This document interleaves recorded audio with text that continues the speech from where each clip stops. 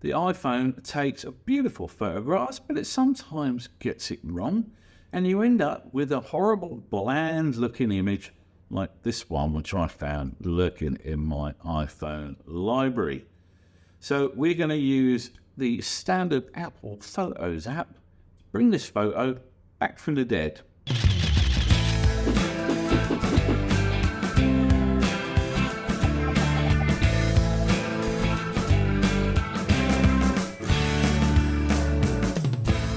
Okay, so there are a number of issues with this photograph, and we can identify them before we start working to kind of inform the decisions we make on the sliders in the edit panel here. So the first thing we can state categorically is it's blue as hell. So we've got to improve that. We've got to change the color balance. The second thing is it's quite murky. So we need to add a little bit of pop, a little bit of zest to this image. This tree line is completely in shadow. We can't really see much going on there at all. And it's basically just a very washed out and bland looking image. So first thing we're going to do is come over to the light slider. And this is actually going to make things a little bit worse initially, but bear with me. We're going to bring the light slider up here.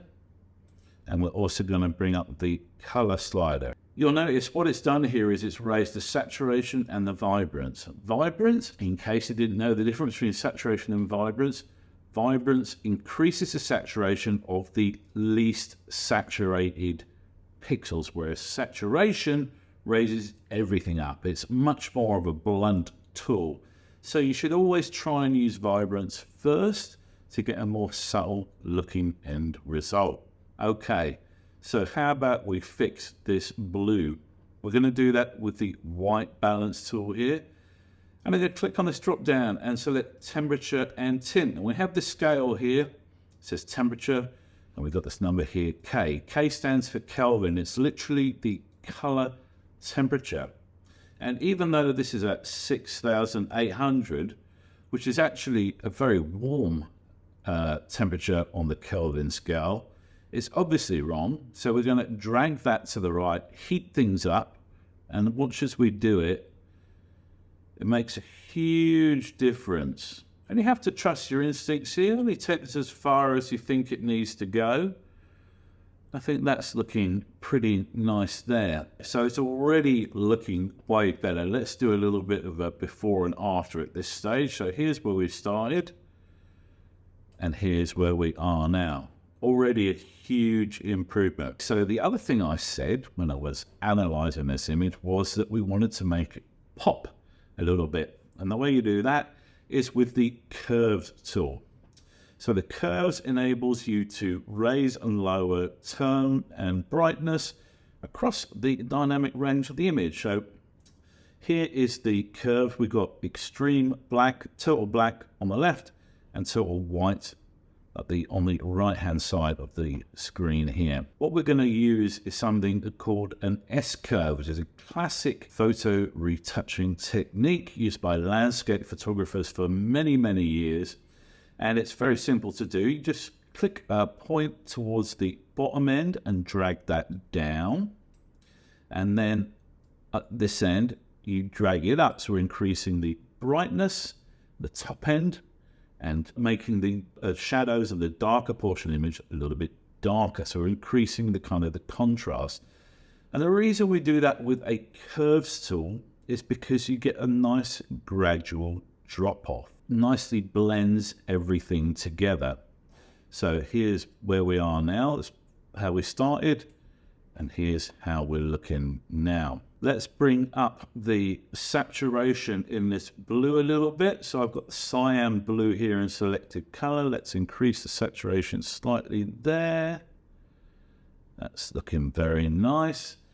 Let's also make our little sailing boat a little bit crisper. We'll do that with this sharpen tool. It'll bring the intensity up. Don't have to go crazy, because if you go too far with this, because we're not using masks, you're going to sharpen all these clouds. That's not what you want. You only want to really sharpen the boat. So we're going to just keep this down the low end, just subtly improve that. That's made a huge difference, just bringing it up that far. Okay, final touch. I said that the tree line here was deep in shadow, and that's an easy fix. We'll come up to the options under light and just bring those shadows up and watch as the tree line emerges from the murky grey void. Now the trick with this is not to over illuminate it. You know, you have to kind of replicate the natural environment and the way light is, and light is not uniformly spread across the scene. You do have things that are in shadow. Don't go too crazy. Let's just bring it back enough that we can see what's going on there. We can see the trees and the bushes. That's looking pretty good. I'd maybe bring those highlights down very slightly to increase the definition in this portion of the clouds here. Perfect.